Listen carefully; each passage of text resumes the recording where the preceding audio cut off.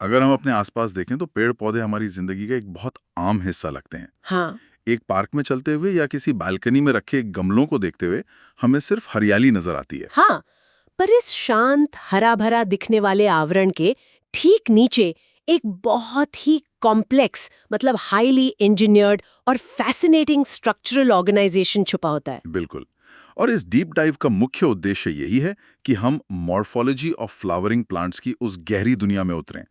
आज का हमारा मिशन है रूट्स, स्टेम्स, लीव्स, फ्लावर्स और फ्रूट्स के उन साइंटिफिक राजों को समझना जो पहली नजर में दिखाई नहीं देते। और इस सफर की शुरुआत करने के लिए एक ऐसी साइंटिस्ट की कहानी से बेहतर क्या हो सकता है जिन्होंने अपना पूरा जीवन इन्हीं राजों को खोलने में लगा दिया। मेरा मतलब है डॉक्टर कैथरीन इसॉ की स्टोरी से। अर्ली 20th सेंचुरी के उस टर्बुलेंट दौर में पढ़ाई करना और साइंस में अपना करियर बनाना अपने आप में एक बहुत बड़ा स्ट्रगल था। लेकिन उन्होंने ना सिर्फ प्लांट बायोलॉजी में रेवोल्यूशन लाया बल्कि कुछ ऐसी फंडामेंटल डिस्कवरीज की जिन पर आज का पूरा एग्रीकल्चरल साइंस टिका हुआ है। उनका सबसे बड़ा ब्रेक थ्रू तब आया जब उन्होंने प्रूव किया कि कर्ली टॉप वायरस पौधों के अंदर एग्जैक्टली कैसे ट्रैवल करता है। वो फ्लोएम टिश्यू वाला रिसर्च है ना? हाँ बिल्कुल।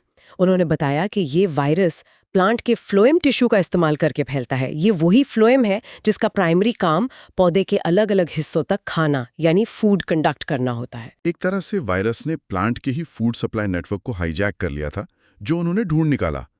और उनका कंट्रीब्यूशन यहाँ खत्म नहीं होता। 1907 में उन्होंने एक बुक पब्लिश की थी, the anatomy of seed plants. ओह, वो किताब तो एक मास्टरपीस है। ये इतनी ज्यादा डिटेल थी कि साइंटिफिक कम्युनिटी में इसे प्लांट बायोलॉजी का वेबस्टर्स यानी एनसाइक्लोपीडिया का दर्जा दिया गया। वही तो, उस जमाने में किसी महिला का नेशनल एकेडमी ऑफ साइंसेज में चुना जाना बहुत बड़ी बात थी। सबसे मजेदार बात यह है कि 99 साल की उम्र तक वो इस फील्ड में एक्टिव रहीं। 1997 में जब उनका निधन हुआ तब भी उन्हें बॉटनी की दुनिया की सबसे डोमिनेटिंग फिगर माना जाता था। तो अगर हम उनके काम से एक ब्रॉड लेसन लें तो वो ये है कि पौधों का इंटरनल और एक्सटर्नल स्ट्रक्चर बिल्कुल भी रैंडम नहीं होता।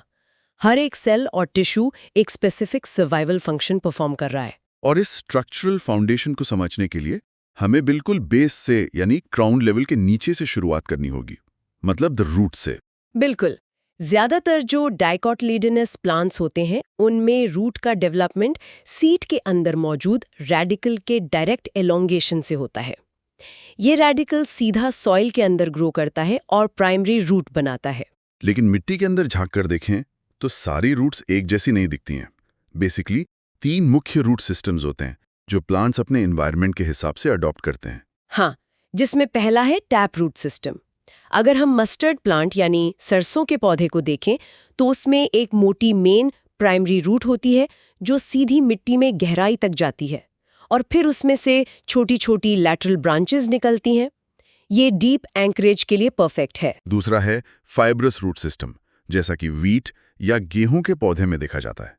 इसमें प्राइमरी रूट बहुत शॉर्ट लिव्ड होती है। उसके जल्दी खत्म होने के बाद स्टेम के बिल्कुल बेस से बहुत सारी रूट्स एक साथ किसी गुच्छे या ब्रश की तरह निकल आती हैं। ये स्पेसिफिकली टॉप सॉइल को जकड़ कर रखने में बहुत काम आती हैं। और तीसरा कैटेगरी थोड़ा सा अनकन्वेंशनल है जिसे एडवेंटिशियस रूट्स कहते हैं।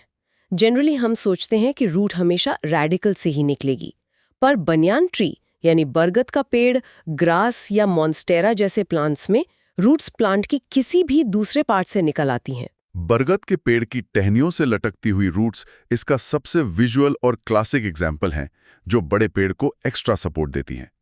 लेकिन रूट किसी भी सिस्टम की हो, उनके कोर फंक्शंस सेम रहते हैं। जमीन से वाटर और मिनरल्स एब्जॉर्ब करना, प्लांट को एंकर करना और रिजर्व्ड फूड को स्टोर करना। सही कहा। और अगर हम इस रूट के टिप को जूम इन करके देखें तो इसका एनाटॉमी किसी हाईटेक ड्रिलिंग मशीन जैसा लगता है। सबसे आगे बिल्कुल टिप पर एक रूट कैप होता है। ये एक थिम्बल या हेलमेट जैसा स्ट्रक्चर है जो रूट के टेंडर एपेक्स को प्रोटेक्ट करता है। जब वो सख्त मिट्टी के अंदर अपना रास्ता बना रही होती है, तब ये रूट कैप नेचर के प्रोटेक्टिव गियर का काम करता है। उसके ठीक ऊपर एक रीजन ऑफ मेरिस्टेमेटिक एक्टिविटी होता है, जहां सेल्स बहुत छोटे होते हैं। उस जोन को एक ऐसी फैक्ट्री समझ सकते हैं जहां सेल्स लगातार डिवाइड होते रहते हैं। उन्हीं रैपिडली डिवाइडिंग सेल्स के ठीक ऊपर आता है रीजन ऑफ इलोंगेशन। यहाँ सेल्स लंबे होते हैं और यही वो जोन है जो रूट की ओवरऑल लेंथ बढ़ाता है, उसको गहराई तक धकेलता है। और आखिर में उसके ऊपर आता है रीजन ऑफ मैचुरेशन। यहाँ के एपिडर्मल सेल से बहुत ही फाइन डेलिकेट थ्रेड जैसे रूट हेयर्स निकलते। और सॉइल से एक्चुअल वाटर और मिनरल्स अब्सॉर्ब करने का सारा हैवी लिफ्टिंग यही रूट हेयर्स करते हैं। तो ये तो हो गया अंडरग्राउंड ऑपरेशंस का हिस्सा। पर जो न्यूट्रिएंट्स और पानी इन रूट हेयर्स ने अब्सॉर्ब किए, उसे मिट्टी के ऊपर पौधे की चोटी तक ग्रेविटी के अगेंस्ट कैसे भेजा जाता है? यहाँ एंट्री होती है स्टेम की। एकदम सही पॉइंट है। रूट और स्टेम में एक बड़ा बेसिक फर्क उसके ओरिजिन का है। जैसा कि रूट रेडिकल से निकलती है, वैसे ही स्टेम सीड के प्लूम्यूल से डेवलप होता है। पर इसकी सबसे बड़ी एक्सटर्नल पहचान इस पर नोड्स और इंटरनोड्स का होना है। नोड्स वो जगह है जहां से लीव्स यानी पत्तियां निकलती हैं, और दो नोड्स के बीच की जगह को इंटरनोड कहते हैं। स्टेम का मेन फंक्शन सिर्फ वजन उठाना या सपोर्ट देना नहीं है। नहीं, बिल्कुल नहीं। ये एक 2-वे हाई स्पीड हाईवे की तरह काम करता है। नीचे से वाटर और मिनरल्स को ऊपर ले जाना और ऊपर लीव्स में बनने वाले फोटोसिंथेट्स को प्लांट के बाकी हिस्सों तक पहुंचाना। कुछ स्पेशलाइज्ड स्टेम्स तो अपने अंदर खाना स्टोर करने और वेजिटेटिव प्रोपगेशन का काम भी करते हैं। अब स्टेम के बाद आते हैं प्लांट्स के सबसे इंपॉर्टेंट प्रोडक्शन यूनिट्स पर, लीव्स। इन्हें प्लांट्स के सोलर पैनल्स कहना गलत नहीं होगा। एक टिपिकल लीफ के 3 मेन हिस्से होते हैं, लीफ बेस, पेटियोल और लैमिना, जिसे लीफ ब्लेड भी कहते हैं। पर नेचर में कितनी वेरिएशंस हैं देखिए। कुछ लेग्यूमिनस प्लांट्स में लीफ बेस फूल कर एक मोटा जॉइंट बन जाता है, जिसे पल्विनस कहते हैं।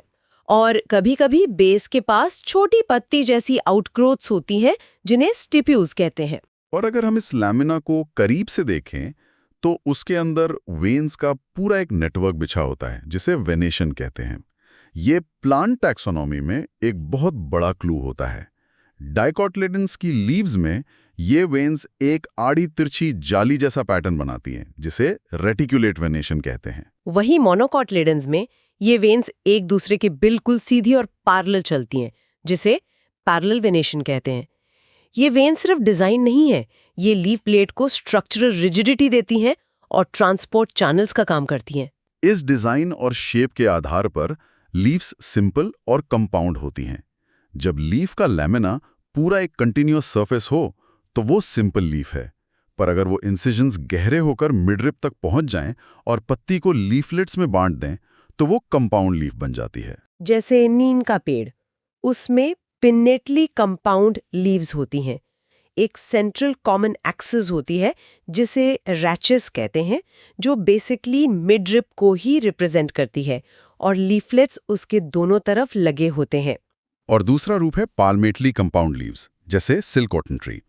यहाँ सारे लीफलेट्स एक ही कॉमन पॉइंट पर जुड़े होते हैं, पीटियोल के टिप पर, जैसे हमारी हथेली के बेस से उंगलियां निकल रही हों। ये लीफ शेप्स तो इंटरेस्टिंग है ही, पर ये स्टेम पर किस तरह से अरेंज होते हैं वो भी कम फैसिनेटिंग नहीं है। इस अरेंजमेंट को फाइलोटैक्सी कहते हैं, और इसका सीधा रिलेशन लाइट कैप्चर करने और सेल्फ शेडिंग को अवॉइड करने से है। अगर स्टेम के हर नोड पर सिर्फ एक ही लीफ ऑल्टरनेट डायरेक्शन में निकल रही है तो वो ऑल्टरनेट फाइलोटैक्सी है। चाइना रोज और मस्टर्ड में यही होता है। हाँ, सनलाइट कैप्चर करने का ये बेस्ट अडेप्टेशन है। और अगर एक नोड पर एक साथ 2 लीव्स आमने सामने आती हैं तो उस पैटर्न को ऑपोजिट फिलोटैक्सी कहते हैं, जैसे ग्वावा और कैलोट्रोपिस में। और कभी-कभी एक ही नोड से 2 से ज्यादा लीव्स निकल आती हैं और एक वर्ल्ड बना लेती हैं। इसे वर्ल्ड फिलोटैक्सी कहते हैं, जैसे अल्स्टोनिया में। ये सारी डिटेल्स पौधों की सर्वाइवल स्ट्रेटेजी का हिस्सा हैं। तो अभी तक रूट्स जमीन के अंदर काम कर रही हैं, स्टेम न्यूट्रिएंट्स पंप कर रहा है और लीव्स सोलर एनर्जी कैप्चर कर रही हैं। ये सब प्रेपरेशंस एक्चुअली प्लांट के सबसे क्रूशियल फेज के लिए हो रही हैं, द रिप्रोडक्टिव कोर, यानी इनफ्लोरेसेंस और फ्लावर्स। आखिर एक हरी टिप अचानक से फ्लावर में कैसे बदल जाती है? होता ये है कि प्लांट का शूट, एपिकल मेरिस्टम, एक चेंज अंडरगो करता है और फ्लोरल मेरिस्टम में ट्रांसफॉर्म हो जाता है। स्टेम की एक्सिस कंडेंस हो जाती है और नोट्स पर लीव्स की जगह फ्लोरल अपेंडेजेस निकलने लगते हैं। फूल किस सीक्वेंस में अरेंज होते हैं उसे हम इन्फ्लोरेसेंस कहते हैं। इसके दो मेन टाइप्स होते हैं, रेसिमोज और साइमोज। रेसिमोज में मेन एक्सिस लगातार ग्रो करती रहती है और फ्लावर्स एक्रोपेटल सक्सेशन में आते हैं, यानी नए फूल हमेशा ऊपर की तरफ। और साइमोज इन्फ्लोरेसेंस में मेन एक्सिस की ग्रोथ फाइनाइट होती है, क्योंकि एक्सिस का टिप एक फ्लावर में टर्मिनेट हो जाता है। इस लिमिटेड ग्रोथ की वजह से जो नए फूल आते हैं वो बेसिपेटल ऑर्डर में आते हैं, यानी नीचे की तरफ या लैटरल साइड्स पर। जब एक्चुअल फूल खिलता है तो उसके बेस पर, जिसे थैलेमस या रेसेप्टिकल कहते हैं, 4 मुख्य वर्ल्स होते हैं। सबसे बाहर कैलिक्स होता है, जिसके मेंबर्स सेपल्स कहलाते हैं। उसके अंदर कोरोला आता है, जिसके मेंबर्स पेटल्स होते हैं। और ये पेटल्स इंटेंशनली ब्राइट होते हैं ताकि इंसेक्ट्स को अट्रैक्ट कर सकें। लेकिन लिली जैसे फूल में कैलिक्स और कोरोला डिस्टिंक्ट नहीं होते, दोनों फ्यूज होकर एक लेयर बनाते हैं जिसे पेरियांथ कहते हैं। फिर रिप्रोडक्टिव ऑर्गन्स आते हैं, एंड्रोएशियम जो स्टेमन से बनता है, मेल पार्ट, और गाइनेशियम जो कार्पल से बनता है, फीमेल पार्ट। इन पार्ट्स के अरेंजमेंट के आधार पर फूल की सिमेट्री तय होती है।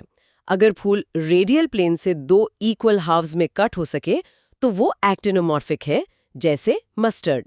और अगर सिर्फ एक ही वर्टिकल प्लेन से 2 इक्वल हिस्सों में कट हो सके तो वो जाइगोमॉर्फिक सिमेट्री है, जैसे पी यानी मटर का फूल। ये स्पेसिफिक इंसेक्ट्स को एक ही एंगल से एंटर करने पर मजबूर करने के लिए इवॉल्व हुआ है। ओवरी की पोजीशन भी बहुत इंपॉर्टेंट है। थैलेमस पर दूसरे पार्ट्स के मुकाबले ओवरी कहाँ है, इसके आधार पर 3 कैटेगरीज हैं। हाइपोगाइनस, जहाँ गाइनोसियम सबसे ऊपर होता है, इसे सुपीरियर ओवरी कहते हैं, जैसे ब्रिंजल में। दूसरा है पेरिगाइनस, जहां ओवरी सेंटर में होती है और बाकी पार्ट्स थैलेमस की रिम पर सेम लेवल से निकलते हैं। ये हाफ इंफीरियर ओवरी होती है, जैसे रोज में। और तीसरा एपिगाइनस है। इसमें थैलेमस के मार्जिन्स ऊपर की तरफ ग्रो करके ओवरी को पूरी तरह एनक्लोज कर लेते हैं। बाकी सारे पार्ट्स ओवरी के ऊपर से निकलते हैं, इसलिए इसे इंफीरियर ओवरी कहा जाता है, जैसे क्यूकम्बर और सनफ्लावर के रे फ्लोरेट्स में। फूल के बर्ड्स में सेपल्स और पेटल्स का अरेंजमेंट कैसा है, उसे एस्टिवेशन कहते हैं। इसके मुख्य टाइप्स वेलवेट, ट्विस्टेड और इम्ब्रिकेट हैं, पर मटर के फूल का एस्टिवेशन बहुत ही यूनिक होता है। हाँ, उसे वैक्सिलरी या पैपिलियोनीशियस एस्टिवेशन कहते हैं। इसमें एक सबसे बड़ा पेटल स्टैंडर्ड 2 लैटरल पेटल्स को ओवरलैप करता है और वो लैटरल पेटल्स 2 एंटीरियर पेटल्स को ओवरलैप करते हैं। ये पोलन को प्रोटेक्ट करने का एक बहुत स्मार्ट हुड लाइक स्ट्रक्चर है। और प्लेसेंटेशन यानी ओवरी में ओव्यूल्स का अरेंजमेंट। पी में मार्जिनल प्लेसेंटेशन होता है, टोमेटो में एक्साइल, मस्टर्ड में प्राइटल और सनफ्लावर में बेसल प्लेसेंटेशन। ये सब आने वाले सीड्स को सिक्योरली पैक करने के तरीके हैं। और जब फर्टिलाइजेशन हो जाता है तब ओवरी मैच्योर होकर फ्रूट बन जाती है। बिना फर्टिलाइजेशन के बनने वाले फ्रूट को पार्थेनोकार्पिक फ्रूट कहते हैं। ड्रूप का एग्जाम्पल लें, जैसे मैंगो और कोकोनट। इनमें पेरिकार्प 3 हिस्सों में बटा होता है। सबसे बाहर एपिकार्प, फ्लेशी मीजोकार्प और अंदर स्टोनी एंडोकार्प, जिसके अंदर सीड लॉक होता है। सीड नेक्स्ट जनरेशन का ब्लूप्रिंट है। डायकोटिलेडोनस सीड में सीड कोट की 2 लेयर्स होती हैं, टेस्टा और टेगमेन। एक स्कार होता है, हिलम। एक पोर होता है, माइक्रोपाइल। और एम्ब्रियो में 2 कॉटिलिडन्स, रेडिकल और प्लूम्यूल होते हैं। पर मोनोकॉटिलिडनस सीड में, जैसे मेज, इनमें बल्की एंडोस्पर्म होता है, जिसे एक प्रोटीनेशियस एल्यूरोन लेयर एम्ब्रियो से अलग करती है। इसके सिंगल कॉटिलिडॉन को स्क्यूटुलम कहते हैं और प्लूम्यूल तथा रेडिकल को रिस्पेक्टिवली कोलियोप्टाइल और कोलियोराइजा शीट्स कवर करती हैं। साइंटिस्ट्स इन सारी डिटेल्स को फ्लोरल फॉर्मूला और फ्लोरल डायग्राम में समराइज करते हैं, जैसे KCAG सिंबल्स का यूज करके।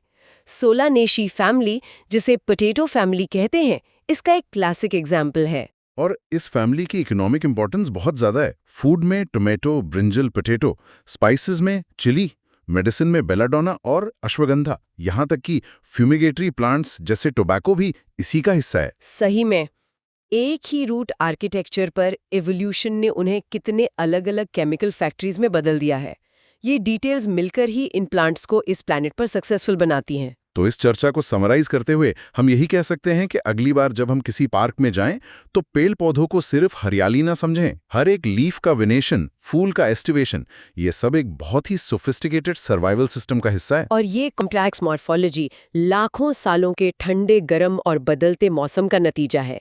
एक मैसिव एवोल्यूशनरी आर्म्स रेस चल रही है नेचर में। जिससे एक बहुत ही प्रोवोकेटिव थॉट दिमाग में आता है। अगर आज के इन प्लांट्स का इतना फाइन ट्यून स्ट्रक्चर पास्ट के एनवायरनमेंट की देन है, तो आने वाले एक्सट्रीम क्लाइमेट चेंज और बदलते एनवायरनमेंट्स के चलते ये प्लांट्स खुद को कैसे नए और अजीब तरीकों से मॉडिफाई करेंगे। क्या 1 मिलियन साल बाद के प्लांट्स का स्ट्रक्चरल ऑर्गेनाइजेशन बिल्कुल ही अलग और एलियन जैसा दिखेगा?